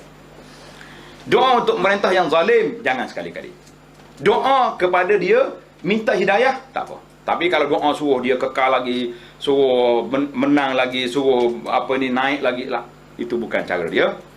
Memujinya dan membenarkan kata-katanya yang batil sama ada dengan ucapannya, gerak kepala pun, dan menampakkan kegembiraan melalui wajahnya, ia juga berlaku apabila dia menzahirkan rasa rindu untuk bertemu dengannya dan sangat gembira jika kekuasaannya kekal lebih lama lagi. Boleh lagi 1 tahun lagi contohnya. Kebiasaannya dia tidak hanya bersalaman, tetapi dia akan bercakap dengan percakapan yang mengandungi perkara-perkara tersebut. Boleh kita berucap tak? Selalulah bagi kan. Tak boleh berucap depan apa? Tak ikut dalam YouTube, orang panggil dalam sekarang ni. Nak tunjuk juga kita tu memberi ucapan tersebut. Ini dia kata waqad ja'a fil athar. Tulis tuan-tuan. Disebut dalam asar kata-kata Al-Hasan Al-Basri. Tulis itu. Kata Al-Hasan Al-Basri rahimahullah, man da'a li zalim bitulil baqa faqad ahabba an yu'sallah. Sesiapa yang berdoa agar kekuasaan orang zalim terus kekal dengan lebih lama lagi, bererti dia suka Allah terus diderhakai. Siapa dia berdoa suruh kekal orang ni yang memang nampak kezalimannya, maka orang ni suka Allah Ta'ala dimaksiatkan, diderhakai. Ini kata siapa? Kata Al-Hasan Al-Basri rahimahullah. Doa yang diharuskan untuk pemerintah ialah semoga Allah membetulkan jalannya dan semoga Allah memberi taufik kepadanya dan seumpamanya. Kita boleh kata aslahakallah, waffaqakallah, Allahumma waffiq li wali amrina. Itu kita boleh kita kata.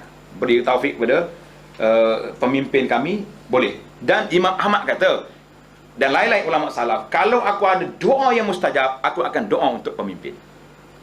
Bukan doa khas tu, doa suruh dia jadi baik, suruh dia jadi adil, suruh. Sebab apa? Baik pemimpin, baiklah habis negeri. Pemimpin yang warak, yang takut pada Allah Ta'ala, dia suruh rakyat dia takut pada Allah. Kan? Coba tengok rakaman kita semalam dalam Masjid Negara, dalam bab nasihat Syekh Daud kepada pemimpin. Panjang surat dia. 2 jam kita baca surat Syekh Daud ini kepada pemimpin. Di antaranya, ini yang dia sebut. Dia sebut cerita zaman dulu. Di zaman Khalifah ni, banyak suka kahwin. Mah kahwin menaik tinggi. Di zaman Umar bin Abdul Aziz, orang duk bercakap semua. Berapa anak awak ditahfiz mana? Awak dah hafal Quran berapa juzuk? Orang duk bercakap tentang agama. Sebab pemimpin itu sibuk dengan hal-hal keagamaan. Jadi kita nak macam ni lah. Rabbana hablana min azwajina wa dzurriyyatina qurrata a'yun waj'alna lil muttaqina imama. Minta jadi imam kita, pemimpin kita, orang yang bertakwa kepada Allah Azza wa Jalla. Siapa-siapa, Allah Ta'ala yang tahu nak pilih siapa. Kita minta dengan Allah. Manakala maksiat melalui diamnya pula. Maksiat juga diam pun. Tak bercakap pun maksiat. Ialah apabila dia mendiamkan diri ketika melihat permaidani sutera. Masuk dalam istana, tengok permaidani sutera. Bekas-bekas pinggang mangkuk yang dibuat daripada perak. Apalagi daripada emas. Perak. Kita dah cakap dulu kan. Perak ni orang lelaki dia boleh buat cincin, tapi tak boleh buat makan. Gelas, mangkuk, pinggang, sudu, semua tak boleh. Laki-laki dengan perempuan. Pakaian-pakaian sutera yang dipakai oleh pelayan-pelayannya dan seumpamanya. Sesiapa yang pakaian sutera ni satu, pakaian tak tutup aurat lagi, abu anak tambah sini. Sesiapa yang mendiamkan diri ketika melihat perkara tersebut, dianggap sama-sama bersekongkol dengannya. Demikian juga apabila dia mendengar percakapan yang keji, bohong, mencela dan menyakitkan, mendiamkan diri tanpa mencegahnya juga adalah haram, kerana dia wajib menyuruh kepada yang ma'ruf dan mencegah yang mungkar. Sekiranya kamu berkata, ini dia buat andaian soalan, dia mendiamkan diri kerana bimbangkan keselamatan dirinya, maka diamnya itu boleh dimaafkan. Oh, dia bukan tak nak jadi syaitan bisu. Cuma kalau dia bercakap, tak boleh pergi dah lepas ni. Apa nak kata? Kami jawab, benar, sadaqta. Sebagaimana yang kamu kata benar, tetapi dia tidak perlu menampilkan diri kepada pemerintah tersebut. Dibuat apa kamu? Sehingga terpaksa melakukan sesuatu yang tidak diharuskan, melainkan kerana keuzuran-keuzuran tertentu sahaja. Ini kerana sekiranya dia tidak masuk ke majlis pemerintah itu, tentu dia tidak akan menyaksikan kesemua perkara mungkar tersebut. Jelas pada kita. Saya sewaktu mula-mula nak masuk dalam istana, macam-macam orang ajar protokol. Gini. Saya duk kata, saya boleh setakat ni je. Lebih pada tu, tak. Ini untuk Allah saja saya kat sini. Dia orang terima, tak ada masalah. Alhamdulillah, boleh masuk. Kalau tidak, tak masuk. Kita pergi sekat pintu je lah. Kadang-kadang, ia melampaunya kita juga. Nak sangat. Orang yang berkenaan, tak ada masalah apa-apa pun. Ini tidak ni, setengah-setengah dalam majlis-majlis rasmi kan. Kawan tu paling ke sana. Dia paling kot ni, nak bangun kita dah. Ni juga. Siapa nak tengok dia? Dia berdoa sangat. Orang kata melampau sangat ni. Lebih-lebih ni, mengampu lebih pada hak ni. Justru itu. Tidak wajiblah kepadanya menyuruh atau mencegah.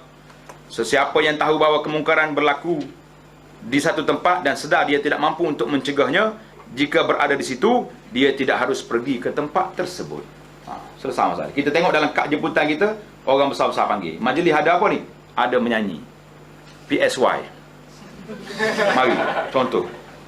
Tak sogilah kalau kita tak diangkat.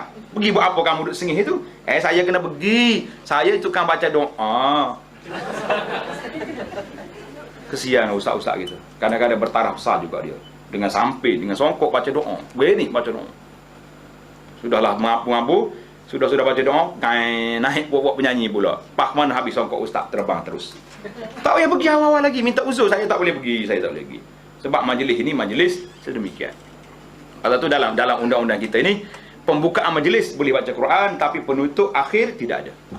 Sebab banyak majlis-majlis yang ahli-ahli protokol lebih tahulah. Orang-orang besar-besar belakang sini, mungkin kita minta satu hari ahli protokol yang besar-besar ni boleh cerita kat kita sikit tak? Macam mana protokol yang berlaku kepada majlis-majlis macam ni, sesuai tak sesuai kita pergi. Faslun fi dukhuli 'ala al-umara az-zalamah bi uzrin. Jadi ini perbincangan kita yang terakhir ni. Fasal pada menyatakan bertemu pemerintah yang zalim dengan alasan yang diizinkan oleh syarak. Bukan kata tak boleh pergi semua, kita kena pergi. Ramai ulama-ulama yang hebat. Ada kalanya Imam Nawawi contohnya, dia tulis surat kepada pemimpin. Izzuddin Abdul Salam pergi engkar kemungkaran secara direct. Ada. Sekiranya seorang itu terselamat daripada fitnah yang disebut di atas. Tapi Syekh kata apa? Wahai hat, jauh sekali akan selamat. Sedap juga dia. Kalau andainya kalau selamat, tapi tak selamat kalau pergi.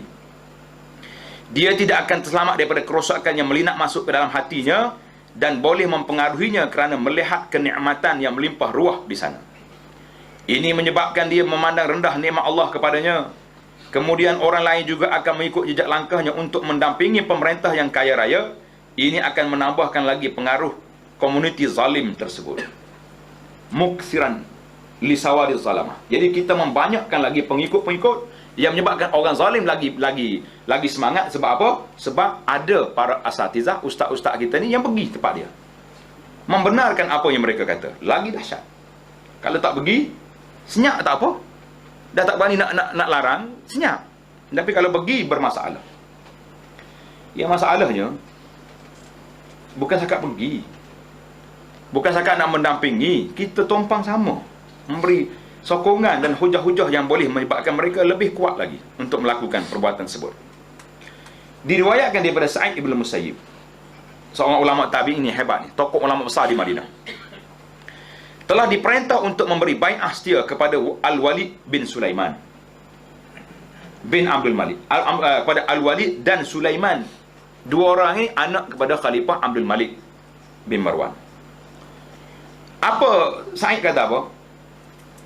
Beliau berkata, selama mana ada malam dan siang silih berganti, selagi itulah aku tidak akan memberi bai'ah kepada kedua-dua mereka. Dia kenal dua orang ni. Said Musayyib kata tak berani, tak mau bagi.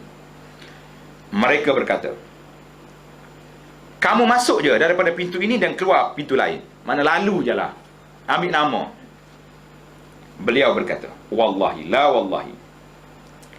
Tidak, demi Allah, aku tidak akan berbuat demikian agar orang ramai nanti tidak akan mengikuti tindakanku itu. Lalu beliau disebat 100 kali sebatan dan dipakai dengan pakaian yang berbulu kasar.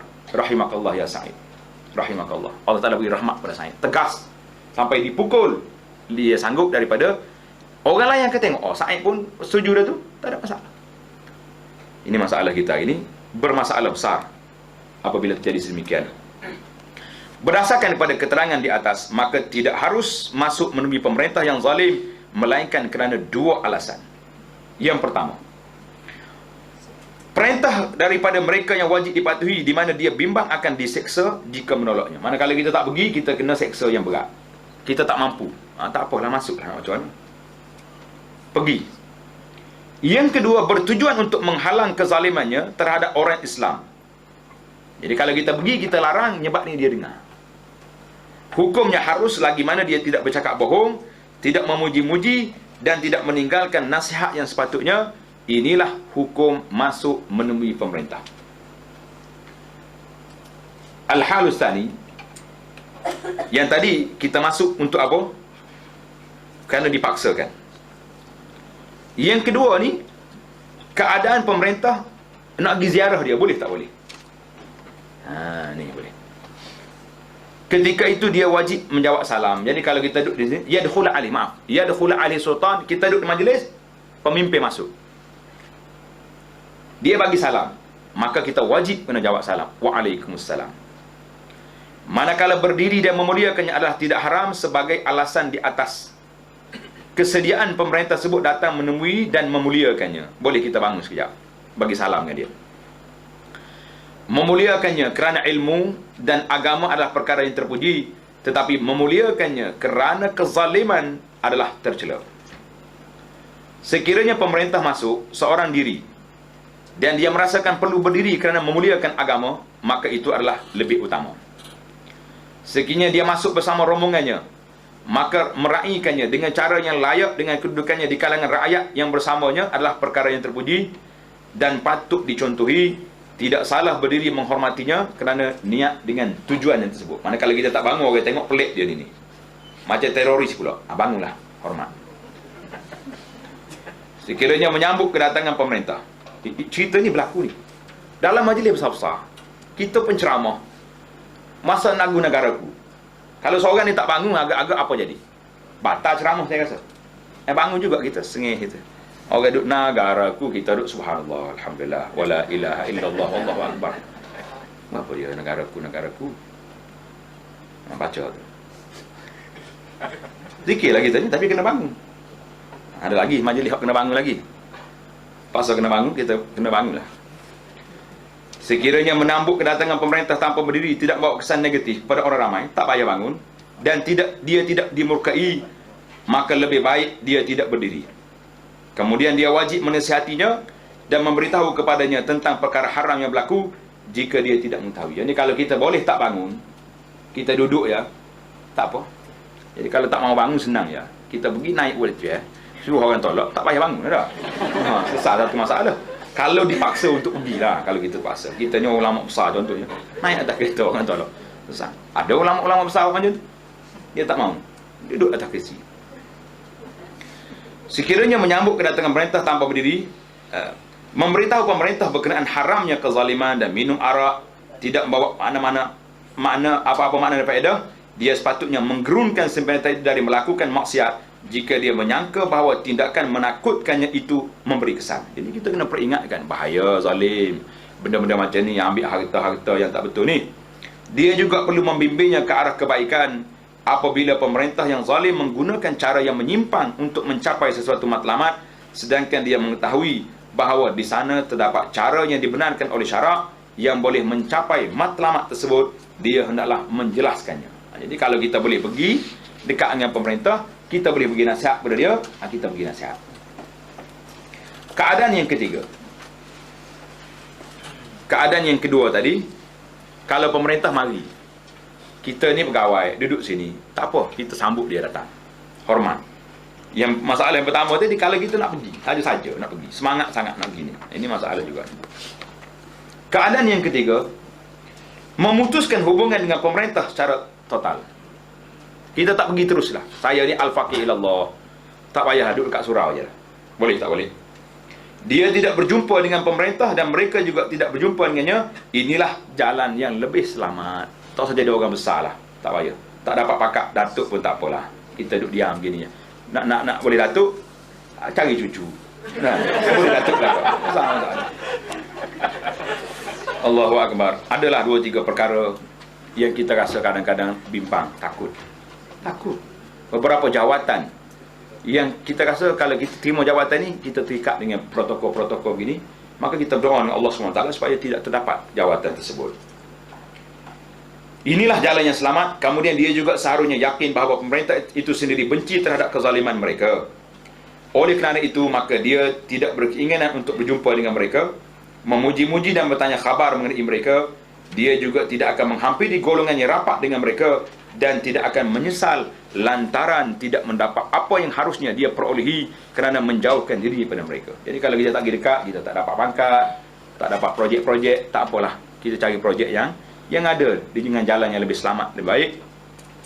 Salah seorang ulama berkata, antara diriku dengan pemerintah hanyalah 1 hari. Apa dia nak ni? 1 hari ya. Innama baini wa bainal muluk yaumun wahid. 1 hari yang telah berlalu semalam, maka mereka tidak dapat merasai keseronokan hari tersebut, atau hari esok yang mana aku dan mereka dalam keadaan bimbang, tiada kepastian sama ada hidup atau mati, maka tinggallah hari ini. Apakah agaknya yang mungkin berlaku pada hari ini? Jadi orang-orang warak dia kata macam itulah, tak payah. Masalah, apabila sultan atau pemerintah mengirimkan harta kepada kamu untuk diagih-agihkan kepada golongan fakir miskin, dia beri wakil kepada kita. Sekiranya kebanyakan kamu hendaklah melihat, sekiranya harta tersebut adalah hak milik yang tertentu, maka haram kamu mengambilnya. Sekiranya ia bukan hak milik sesiapa, ia hendaklah disedekahkan sebagaimana yang telah dijelaskan dahulu, dan dia boleh menguruskan pembahagiannya kepada fakir miskin. Kerana itu kadang-kadang kita ni orang besar-besar, pemimpin yang hebat-hebat, nak beri ustaz, kerja-kerja dakwah ustaz ni bagus, kalau ambil sumbangan saya sikit, kita pun rasa bimbang. Sebab harta dia tu banyak sangat projek. Dengan gaji yang dia ada tu bertaraf sekian-sekian, tak akan dapat kalau dia tidak guna saluran-saluran yang tertentu. Jadi baiklah dakwah kita ni berjalan dengan cara kita tak ada kopiah, tak ada sampo-sampo, ni lebih aman daripada kita menerima minnah daripada orang besar-besar yang akhirnya kita terkunci, tak berani nak kata sebab ada minnah, ada sumbangan yang kita kena fikirkan. Di kalangan ulama ada yang enggan menerima kiriman tersebut. Sekiranya kebanyakan harta yang ada pada mereka adalah haram, bermuamalah dengan mereka adalah haram. Berkenaan jambatan-jambatan, masjid-masjid dan tali air yang dibina oleh pemerintah yang zalim, dia hendaklah memperincikan keadaannya. Sekiranya semua yang dibina itu diambil pada harta atau bahan-bahan yang menjadi hak milik orang tertentu, dia boleh menggunakannya, dia tidak boleh menggunakannya melainkan dalam keadaan terpaksa. Sekiranya tidak diketahui pemiliknya, dia boleh menggunakannya, namun lebih warak jika dia tidak menggunakannya. Wallahu alam. Inilah perbincangan yang panjang di dalam bab ada mengelakkan diri daripada perkara syubhat. Sebab apa dia bawa masalah pemerintah ni dalam bab syubhat, para muslimin dan muslimat sekalian? Kerana kebanyakan harta pemerintah ni ada masalah. Kecuali yang betul-betul warak, yang tak ambil rasuah, yang tak ambil tu, tak ambil ni. Kalau tidak, lebih baik jauhkan diri sebagaimana kata syekh kita ni. Kalau kita boleh pergi untuk nasihat, pergi. Tapi kalau kita pergi dinasihati, jangan pergi. Itu ada perbezaan yang sangat ketara. InsyaAllah kita akan sambung dalam bab yang ke-11, Kitabu Adabis Suhbati wal Ukhuwah wa Mu'asyaratil Khalqi wa nahwi zalik. Ada adab persahabatan, persaudaraan, pergaulan bersama dengan makhluk dan seumpamanya dalam jalsah kita yang akan datang, insya-Allah. Jadi menarik kita ini, alhamdulillah. Kerana kita ini kita tasawuf orang panggil. Tapi tasawuf ni dia bukan duk ngatik duduk dalam bukit je. Dia nak betul hati ni bermula daripada mana? Daripada sikap kita, daripada amalan kita, daripada ibadat yang kita buat ini, kerana ada kaitan dengan semua perkara ini, insya-Allah. Ada soalan pula ni?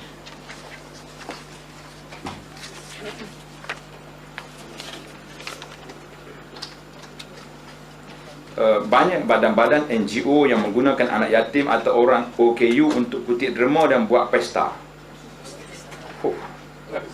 Contoh kemarin ada persembahan nyanyian dan tarian orang OKU di Putrajaya. Saya tak tengok ni tak tahu apa benda.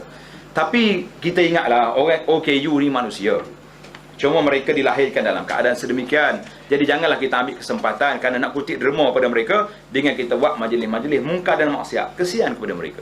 Dalam anggotanya macam ni pula, kita rusakkan hati mereka pula dengan perkara-perkara yang sedemikian ini. Kesian kepada mereka. Tajuk dia kesian kepada mereka, tapi buat majlis maksiat. Kesian lah gitu. Mendirikan kediaman di atas tanah milik orang yang telah mati, orang bukan Islam. Rumah tersebut pula disewakan kepada orang lain. Tanah tersebut tidak ada waris. Apa hukumnya? Ini kita bagi dua lah. Nak bagi apa dia? Kalau dia tak ada, memang tak ada pewaris, orang bukan Islam ni, saya tak tahu macam mana nak bawa ke mana. Tapi dari segi hukumnya, kita nak sedekah pun sedekah dia tak boleh terima. Yang orang Islam tadi kita sedekah sebab dia boleh ambil pahala. Cuma boleh juga kita sedekah, mudah-mudahan kalau tuan dia masuk Islam, dia boleh ambil pahala tu. Tapi kalau dia tak masuk Islam, boleh kat kita ialah pahala. Adakah air kecing unta kategori najis? Sebab ada ustaz yang kata boleh minum susu unta campur dengan air kecing unta. Suruh ustaz tu minum dulu. Ambil ni, kata ustaz, dipersilakan air kecing unta. Saya jemput ustaz minum, dia tak akan minum. Kita nak cakap dalam bab hukum, ada puak-puak oraniyin yang sakit perut Jawa dalam perut dia, Nabi benarkan mereka minum air susu unta, air kecing unta dengan sebab penyakit. Tak ada sahabat kata sunnah minum air kecing unta, tak ada. Kalau sakit, doktor kata ubatnya air kecing unta, boleh minum. Jangan duduk cerita semua sekali, sikit lagi keluar pula dalam radio sunnah minum air kecing unta, baru mati kita ni. Duit dividen EPF digunakan untuk memberi zakat. Dividen EPF tu macam mana? Yang EPF ni yang kita ambil duit kita tu, pokok simpan tak ada masalah. Dividen dia tu macam mana? Siapa yang dapat maklumat ni? Ya? Dapat dividen. Kita API tu kita dah jadi milik kita ke belum lagi? Belum lagi. Adakah duit tu milik kita? Belum lagi. Macam mana kita ambil duit yang bukan milik kita? Itu je soalan saya. Dia tak akan jadi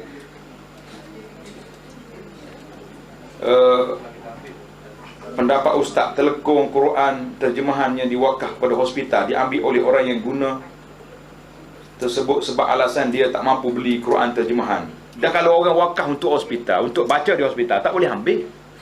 Itu wakaf di situ. Kenapa pula kita nak pergi angkat balik rumah kita, kan? Kalau tak mampu nak baca, pergi di masjid. Banyak Quran-Quran di masjid tu, baca Quran. Nak klik rumah nak pula dah. Benda yang diwakafkan ikut syarat dia, syarat wakaf tu. Bagaimana pendekatan kita, halal haram, syubhat, was-was kita terhadap kedai makan tuan punya bukan Muslim, tapi kesemua pekerja adalah Muslim dan punya logo halal. Itu saya sebut tadi, waraknya tak usah masuk lah. Kita kata benda ni ada syubhatnya. Tukang masak Islam, betul, dia masak Islam, tapi barang-barang tu mari daripada mana? Bahan tu daripada mana? Adakah tak ada campur tangan tuan dia sekali-sekala pergi masuk campur dia buat situ juga? Jadi kalau tidak haram pun ada berlaku sedikit syubhat di situ. Jadi mengelakkannya adalah warak, lebih baik daripada banyak lagi kedai-kedai makan, kecuali kita pergi di negara yang memang tak ada orang Islam. Kedai tu ya ada logo halal. Bismillah, macam mana? Macam kita pergi negara China, tak jumpa tempat. Saya pernah pergi di Bangkok sekali. Ini cerita betul. Sampai-sampai cari tempat orang Islam tak jumpa. Sewa kereta tuk-tuk yang tayar 3 tu, kata bawa aku masjid. Dia bawa. Lama dah saya berjalan masjid, dia masuk situ, masuk sini. Sama-sama lagi pergi tempat ketik Tok Cha Hafsah sekali. Hoi, kata ni Muslim. Aduh. Balik ke hotel semula, tak jumpa cari orang Islam, tak jumpa. Nak kontak kawan saya, patut tunggu di airport, tak datang. Nak pergi hotel Melaya orang Malaysia, tak ada. Akhir sekali balik ke hotel, cari dalam bekas beg kita ni, rupanya ada makanan yang kita ada bekas sikit, biskut, makan yang tu je. Nak makan, tak berani. Dia kata jangan makan ni, makan sayur. Tapi minyak dia, campuran-campuran dia, tak ada bersih, tak bersih. Ini je. Kita cubalah, kita berpuasa boleh. Kenapa tak makan satu hari, tak boleh? Jadi masalah makanan yang bukan Islam, saya kata dari segi waraknya kita tinggalkan. Banyak lagi restoran lain yang Islam 100%. Kenapa nak pergi sangat cari orang Islam? Yang pertama sekali, kita bantu orang Islam yang bahkan bayar zakat. Yang kita pastikan, ni banyak ni sahabat-sahabat kita ni, buka kopi tiam di Kuala Lumpur ni, kita cuba linkkan dengan sahabat-sahabat kita yang memang bersemangat untuk kerja-kerja dakwah macam ni. Kita pergi makan pada dia akan bayar zakat untuk kerja dakwah. Kita pergi makan pada dia, sumbangan dia banyak, dia akan infak ustaz-ustaz yang beri ceramah. Kenapa pergi cari dengan tokek apek yang memang tak akan beri sumbangan kepada penceramah? Kau pergi. Tak ada apa-apa pulangan selain pada boleh makan. Kalau kita tak kata haram, minta maaf, tapi ada benda lain yang kita kena teliti. Pendapatan gaji pekerja awam dari kerajaan yang sumber keuangan was-was. Jangan duk main benda ni, masalah. Baru ni ada seorang pergi ceramah dekat lembaga hasilan negeri, dia ceramah, orang kerja sini masalah berlaku. Ramai orang menangis, takkan saya nak letak jawatan. Kita jangan, benda-benda macam ni kena teliti. Cakap-cakap macam ni bukan sebarangan boleh jawab, kerana ada benda-benda yang kaitan-kaitan yang tertentu. Hukum membeli barang, rumah, kedai, lelong, boleh ke? Kereta lelong. Kereta lelong kat mana ni? Bank lelong. Tak tahu saya macam mana prosedur itu, kita kena tanya dia. Apakah bank itu lelong selepas daripada proses dia dengan tuan dia dah selesai dah? Kalau selesai dah, mungkin tidak jadi masalah. Wallahu alam. Untuk mengasali masalah riba, di mana pembiayaan rumah yang dibeli melalui bank bukan Islami, pembiayaan itu sudah pun selesai dibayar. Yang dah selesai dibayar tu tilka ummatun qad khalat, benda tu sudah lepas. Kita taubat kepada Allah Taala benda yang lepas, dan kita bersyukur kepada Allah Taala kerana kita belum mati lagi sebelum kita bertaubat. Ya, selepas kita sempat bertaubat, alhamdulillah. Jangan diungkit lagi benda tu. Ada satu kitab, satu Al-Malul Haram. Memang dia bahas panjang masalah ini, benda yang kita dapat di zaman dulu. Jadi jangan tak terlibat dengan kezaliman, rampah orang, itu lain cerita. Penggunaan kalimah Allah kepada non-Muslim, kenapa kita tak nak bagi orang Islam guna kalimah Allah? Apa masalah dia guna? Kalau dia guna kalimah Allah, yang kita akan perkenal kepada mereka, Allah ini sifat dia, mereka akan jadi lebih dekat kepada kita. Ini masalah kita sekarang ni, monopoli. Kalau orang nak guna kalimah Allah, tak boleh. Tapi orang tulis lama dah, boleh pula. Berlarak sana sini nak jaga kalimah Allah, pakai baju ketak-ketak tutup aurat, itu kalimah Allah tu, jaga macam tu. Ini masalah kita ini, lebih kepada sentimen permainan, isu-isu dimain oleh sebahagian orang yang terlalu bersemangat, tapi tidak di atas landasan ilmu yang sepatutnya. Dalam Quran sebut banyak sekali. Kalau ditanya kepada mereka, la yaqulunna Allah, orang kafir kata Allah. Nabi tak larang pula menyanyi kata, kena kata God kat situ. Masalah. Saya tak nak ulah banyak. Saya pun tak setuju. Kalau boleh negeri yang belum lagi membenarkan orang kafir guna kalimah Allah dalam kitab dia, itu lebih baik. Tapi yang realitinya mereka telah guna. Tuan-tuan yang selalu berjalan kat hotel-hotel, kat besar-besar, tengok dalam laci meja tu, yang ada Bible tu, ada tak kalimah Allah dalam tu? Kenapa tak mengamuk? Kenapa tak berlarak demonstrasi depan hotel tu? Kenapa guna kalimah Allah? Ni orang tak buat apa-apa lagi, kita duduk mengamuk. Daripada ni nak guna kalimah Allah, yang dah guna dah tak mengamuk. Masalah dia bila masuk campur tangan permainan-permainan ni, banyak masalah. InsyaAllah tuan-tuan boleh baca dalam isu ni, tengok ceramah Zakir Naik contohnya, Ahmad Didat dalam masalah ni, dia sangat peka. Kalau saya nak cerita masalah ni, kalimah Allah ni, God, siapa dia yang terjemah? Yang asal yang bagi daripada kalimah Eloha, Eli, semuanya akhir sekali dia akan pergi pada Allah. Dia selain dia tak boleh sebut Allah, dia sebut macam tu. Akhir dia nak pergi kepada Allah, kata-kata dia. Ya, tak sedut main sensitif lah dengan isu ni. Kalau nak jaga sungguh, kalimah Allah tu Nabi kata apa? Man qatala litakuna kalimatullah yal ulia. Siapa dia berjuang untuk menegakkan kalimah Allah. Kalimah Allah di sini bukan tulisan ALLS. Kalimah Allah di sini dengan mana dinullah. Kita belagak nak jaga agama Allah, saya pergi sekali dengan tuan-tuan. Tapi kalau belagak pakai baju merah, tulis ALS, yang perempuan tak tutup aurat, jaga kalimah Allah, anak kata orang ni dulu kena laknat ke Tuhan. Main-main dengan agama.